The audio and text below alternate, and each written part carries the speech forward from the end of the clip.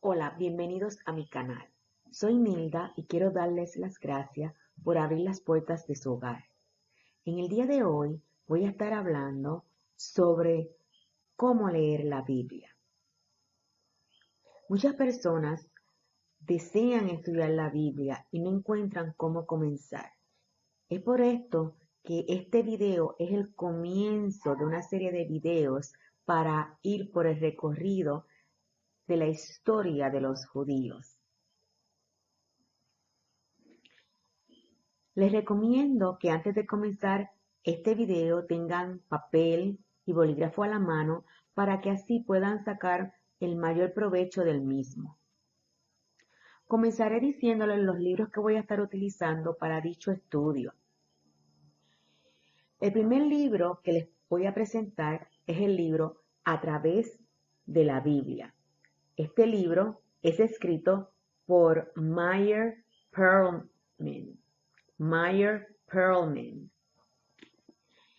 Este libro hace muchos años que lo tengo conmigo, es la carpeta dura. Cuando ustedes vayan a comprar un libro, les recomiendo que abran el mismo en la primera portada donde aparece la edición de dicho libro. Por ejemplo, este libro es la 10ª edición del 1978. Luego de este me compré la carpeta blanda, que es este que se encuentra aquí. Es el mismo libro escrito por Meyer Pearlman.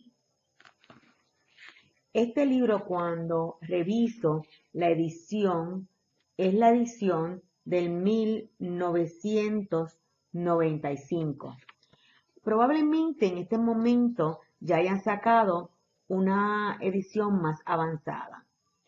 Además de este libro, a través de la Biblia, les recomiendo que pueden utilizar el libro Explorar la Biblia, que es este que está aquí, un viaje a través de la historia.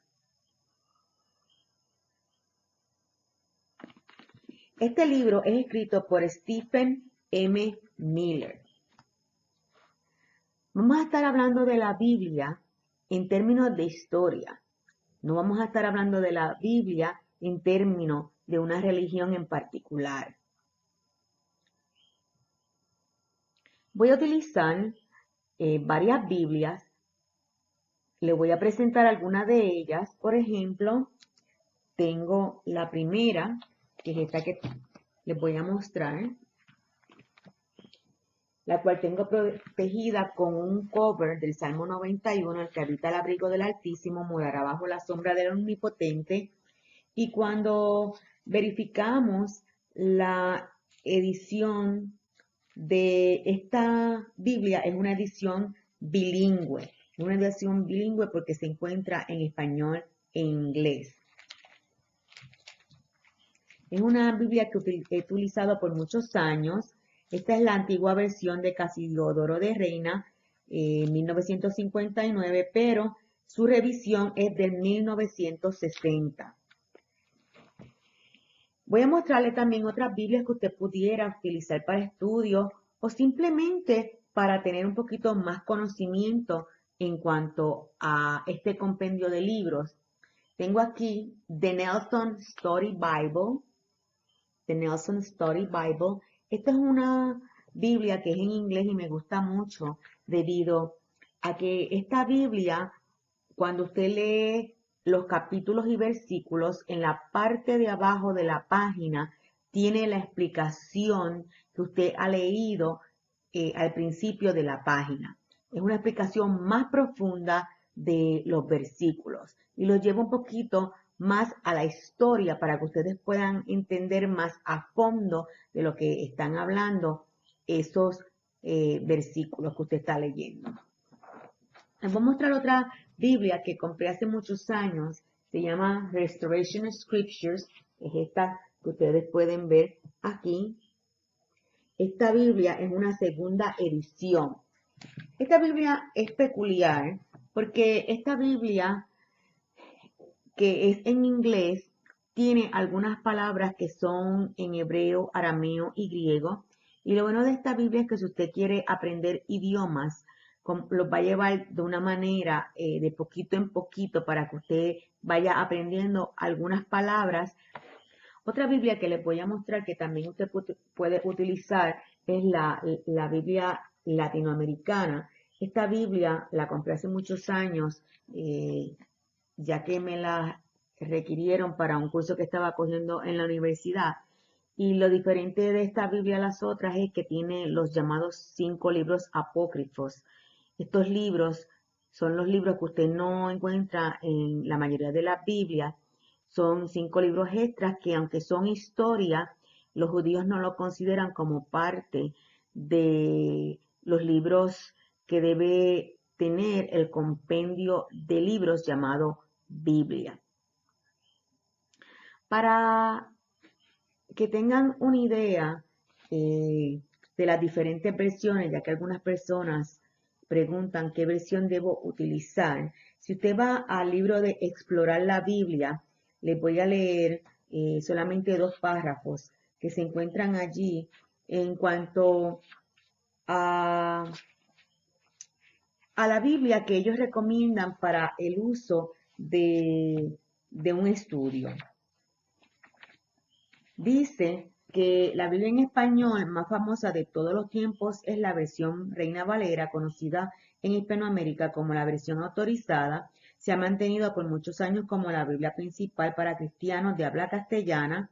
Según su historia, en el año 1969, Casiodoro de Reina terminó su trabajo de traducción completa de la Biblia. Usó los textos masoréticos como base para el Antiguo Testamento. Para el Nuevo Testamento usó el texto griego de Erasmo, los trabajos de Encinas y las obras del doctor Pérez de Pineda. Esta Biblia fue conocida como la Biblia del oso por llevar en la portada la estampa de un oso que comía la miel que destilaba un panal.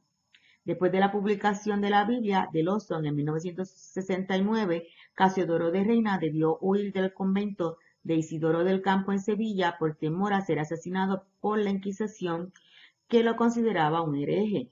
Junto con él huyó un gran amigo, Cipriano de Valera, quien después haría una revisión de la Biblia de Reina en el año 1602. Valera quiso revisar la Biblia y hacerle cambios para mejorarla. Pero estos cambios fueron tan pocos debido al excelente trabajo que había hecho Reina, que las 2 versiones casi eran iguales. Por esto los cristianos de aquel tiempo la llamaron juntamente la Biblia Reina Valera, dando así crédito a Casiodoro de Reina. Desde entonces la Biblia lleva los 2 apellidos, dando crédito a estos 2 grandes hombres de Dios que nos dieron la palabra de Dios en español. Hay diferentes versiones. Por ejemplo, aquí nos indica algunas de las versiones que se han publicado, como por ejemplo la Biblia Alfonsina, la Biblia del Duque de Alba, la Biblia de Ferrara, la Biblia del Oso, que ya les mencioné, la Biblia de Felipe Sió, la Biblia de Torres de Amat, entre muchísimas otras que no lo voy a estar mencionando porque estaría un buen rato mencionando diferentes ediciones de Biblia. Lo importante es que usted tenga una Biblia donde sea lo más posible una traducción exacta del hebreo, arameo y griego, ya que la Biblia fue escrita en estos 3 idiomas. Por eso es que los libros recomienda esta de Reina Valera, debido a que se considera ser una de las ediciones más exactas. Pero si usted se siente más a gusto con otra edición que usted crea que no cambia tanto, ¿verdad?, el mensaje que se quiere ofrecer, pues entonces le invito a que usted escoja esa Biblia que usted se siente más a gusto en utilizar. En el caso de nosotros, para este estudio que yo voy a estar llevando a cabo y para hacerlo de una forma uniforme, voy a utilizar una Biblia en específico que es la antigua versión de Casiodoro de Reina y es la revisión del 1960. Muchas personas preguntan ¿qué es en realidad la Biblia? La Biblia simplemente es un compendio de libros. Lo que nos referimos es que es un grupo de libros donde un grupo de personas, unos eruditos, personas que saben sobre historia, deciden investigar y al final deciden escoger de una serie de libros de historias cuáles eran los que iban a poner dentro de ese compendio, de ese grupo de Biblia. En otras palabras, la Biblia lo que es, yo diría que una biblioteca ambulante. ¿Por qué una biblioteca ambulante? Porque cuando usted lleva una Biblia en sus manos, lo que está llevando es 66 o 71 libros, dependiendo cuál es la versión que usted tiene. Voy a estar hablando un poquito más de la Biblia porque hay personas que no entienden cómo leer la Biblia o que no conocen absolutamente nada de la Biblia. Tengo que irme desde lo más básico. Si usted ya conoce bastante de la Biblia, yo le voy a pedir que sea un poquito paciente porque este video está hecho para todos ustedes, para los que no conocen y para los que conocen, porque sé que algo en el día de hoy usted va a aprender. Primeramente, quiero decirle que cuando abrimos esta Biblia, usted va a encontrar un índice al principio de la Biblia y este índice lo que contiene es la lista de los libros que están dentro de esa Biblia. La Biblia se divide en dos partes. La primera parte es el Antiguo Testamento y la segunda parte es el Nuevo Testamento. La primera parte contiene 39 libros, o sea que el Antiguo Testamento contiene 39 libros. La segunda parte contiene 27 libros, o sea que el Nuevo Testamento tiene 27 libros. Si usted mira en Explorando la Biblia, va a ver que hay una pequeña tabla donde indica los libros de acuerdo a los temas que fueron clasificados dichos libros. Por ejemplo, en el Antiguo Testamento comenzamos con los primeros libros de la Biblia que se conocen como el Pentateuco. El Pentateuco incluye los primeros 5 libros de la Biblia, Génesis, Éxodo, Levítico, Número y Deuteronomio. Estos 5 libros de lo que hablan es sobre la creación y las leyes en ese entonces, en esa época. Luego proseguimos con los libros de historia. Entre los libros de historia están Josué, Jueces, Ruth, Primera de Samuel, Segunda de Samuel, Primera de Reyes, Segunda de Reyes, Primera de Crónicas, Segunda de Crónicas, Esdras, Nehemías y Esther. Quiero recalcarles que a pesar de que este grupo que les acabo de mencionar pertenecen al grupo del tema de historia, la Biblia completa es una historia. Todos los libros que usted va a leer contienen parte de la historia judía. Luego proseguimos con los libros de poesía o libros que tienen una enseñanza muy sabia, tanto para los adolescentes como para los adultos. Entre ellos están el libro de Job, Salmos, Proverbios, Eclesiastés y Cantar de los Cantares. Esos libros de poesía son 5. Luego proseguimos con los profetas mayores y los profetas menores. Primero, los profetas mayores son libros, obviamente, que hablan sobre profetas en la historia judía. Y estos profetas mayores son Isaías, Jeremías, Lamentaciones, Ezequiel y Daniel. En los profetas menores, que son libros sobre profetas, pero la diferencia es que son libros más pequeños, se encuentran Oseas, Joel, Amós, Abdías, Jonás, Miqueas, Nahum, Habacuc, Sofonías, Ageo, Zacarías y Malaquías, que sería el último libro de la Biblia en el Antiguo Testamento. Luego comienza el Nuevo Testamento con los evangelios, que son 4. Estos son Mateo, Marcos, Lucas y Juan. Estos 4 libros lo que hablan es sobre la historia de Jesús, en otras palabras, el nacimiento, trayectoria y muerte de Jesús. Luego nos vamos a encontrar con un libro que se conoce como el libro de historia, que es el de Hechos de los Apóstoles. Les prosigue unas cartas. Estas cartas son llamadas las cartas de Pablo. Las primeras cartas son dirigidas a diferentes iglesias y ahí se encuentra Romanos, Primera de Corintios, Segunda de Corintios, Gálatas, Efesios, Filipenses, Colosense, Primera de Tesalonicense y Segunda de Tesalonicense. Continuamos con otras cartas, pero estas cartas de Pablo son dirigidas a individuos. Estas son Primera de Timoteo, Segunda de Timoteo, Tito y Filemón. Luego se prosigue con otras cartas y estas son cartas generales como son Hebreos, Santiago, Primera de Pedro, Segunda de Pedro, Primera de Juan, Segunda de Juan, Tercera de Juan, Judas y por último encontramos el libro de profecías, que es el libro de Apocalipsis. Básicamente, en eso es que está dividido la Biblia. Nosotros, para fines de estudio, vamos a comenzar por el Nuevo Testamento y vamos a comenzar con el libro de Mateo. ¿Por qué Mateo?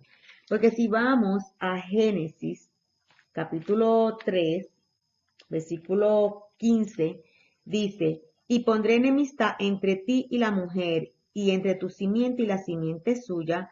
Esta te herirá en la cabeza, y tú le herirás en el calcañar. Cuando Adán y Eva pecan, Dios emite un juicio. Emite juicio contra la serpiente, que es la representación del enemigo o Satanás. Emite un juicio contra el hombre, emite un juicio contra la mujer, pero a pesar de que emite ese juicio, les da una esperanza. Y yo diría que les indica de que hay un plan detrás de todo esto para haber una restauración en cuanto a la comunión y comunicación entre el Creador y lo que Él creó, que fue el hombre y la mujer. Esta promesa es que Él iba a mandar a su único hijo, su unigénito, a la tierra. Y es ahí donde se indica esa promesa. Es por esto que nosotros vamos a comenzar con el libro de Mateo, porque comienza hablando sobre la genealogía de Jesucristo y la historia de él desde el nacimiento hasta su muerte. Muchas personas no entienden por qué esa promesa, cuál es la situación. Yo lo veo en términos como yo veo un negocio. Por ejemplo, yo estudié administración de empresa y cuando una persona comienza un negocio, crea un negocio. Vamos a suponer que yo deseo crear mi propio negocio y decido crear o inventar algo. Decido inventarme un nuevo muñequito y una nueva muñequita. Pero por alguna razón me encuentro con la competencia y la competencia llena de envidia, de celos, de ciertos sentimientos negativos, quiere estropear ese invento o quiere dañar eso que con tanto esmero yo he trabajado para crear. Es entonces donde hace todo lo posible por dañar eso que me ha costado tanto trabajo crear o elaborar. Y cuando rompe o daña eso, pues entonces yo como empresaria tengo que pensar en un plan para yo restablecer o para yo arreglar eso que mi competencia ha roto o ha dañado. Es entonces cuando comienzo a elaborar unas estrategias o un plan de acción y se me ocurre mandar a mi hijo, el único hijo que tengo, para que vaya a arreglar o a restablecer eso que se ha roto. Debido a que traté de poner unas leyes, unas reglas y fue muy difícil para esa creación seguirlas y poder alcanzar esa comunión o esa comunicación conmigo. Entonces es ahí cuando decido mandarlo a él por varias razones. Primero porque es mi hijo, es el único, conoce mi negocio completo desde el principio, me conoce a mí, sabe de mis sentimientos, de cómo soy como persona y es la mejor persona que puede llevar el mensaje a esa creación para, para poder entablar de nuevo esa comunicación. Obviamente es el sacrificio más grande que hago y es el sacrificio más grande que hago porque lo mando a donde hice la creación, un lugar muy lejos, a que tome la forma de ese muñequito y esa muñequita que yo hice, ¿verdad? O sea, convertirlo en muñequito, en parte de esa creación, tener la misma textura, diría yo. Cuando lo vemos así, lo podemos entender un poquito más. No quiero que piensen que estoy utilizando una forma cómica, ¿verdad? De mostrar en realidad el plan de Dios, pero de eso es que se basa. O sea, lo estoy llevando a esta forma para que ustedes puedan entender un poquito más allá de lo que se trata. Se trata simplemente de una persona, un ser, mejor dicho, que, que se toma el tiempo de crear a un mundo, de crear a un ser viviente y todo lo que conllevaba eso, que es este, darle una vegetación, darle un sol, darle una luna, darle ciertas comodidades y luego de esto entabla una relación con ese ser, pero esa relación se ve afectada por otro ser que quiere estropear eso y, y es algo que pues le llevó tiempo, le llevó años crear eso, porque de eso es que se basa, de que el mundo se ha creado a través de billones y billones de años. Y luego pues envía a su hijo amado, a su único hijo unigénito, y lo envía en un cuerpo eh, de ser humano, porque él es espíritu, pues lo envía en un cuerpo de ser humano y no solamente lo envía en un cuerpo de ser humano, sino que lo envía muy lejos de él. Es un sacrificio, el sacrificio más grande, porque es su hijo, su único hijo. ¿Qué sacrificio más grande que enviar al ser que posiblemente más él ama? Yo lo estoy mostrando en términos como ser humano para que usted pueda entender verdaderamente la historia de la Biblia, porque si no lo explico así se le hace un poquito difícil. Y la historia de la Biblia conlleva mucha fe para poder creerla. Simplemente si lo vemos en ese término, la vamos a entender un poquito más.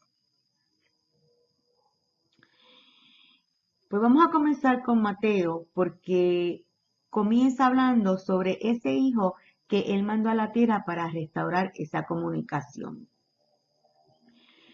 Quiero dar las gracias una vez más por haberme escuchado. Les invito a que comiencen los estudios comenzando con Mateo 1. Cada video va a tener la explicación de alrededor de 1 a 2 capítulos, dependiendo cuán extenso se haga ese video. Si a usted le ha gustado este video y cree que ha aprendido algo, por favor dele like o me gusta en la parte de abajo. Si quiere hacer un comentario, está muy bienvenido para que haga dicho comentario. Siempre le digo al público que cualquier tipo de comentario que vaya a hacer lo haga con mucho respeto. Todas las personas estamos dispuestos a aprender.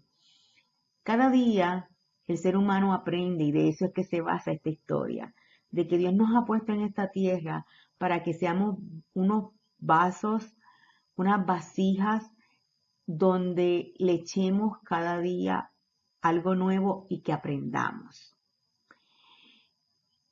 Estos videos, la razón esencial por las cuales yo los estoy elaborando es para que ustedes conozcan un poquito de historia y puedan pensar en ustedes mismos como creación y qué papel ustedes quieren tomar parte en esta creación tan bonita elaborada por un creador. Que puedan ser vasijas lindas por dentro, que puedan dar lo mejor de sí y que puedan entender el porqué de las cosas y qué es lo que nuestro creador espera de nosotros.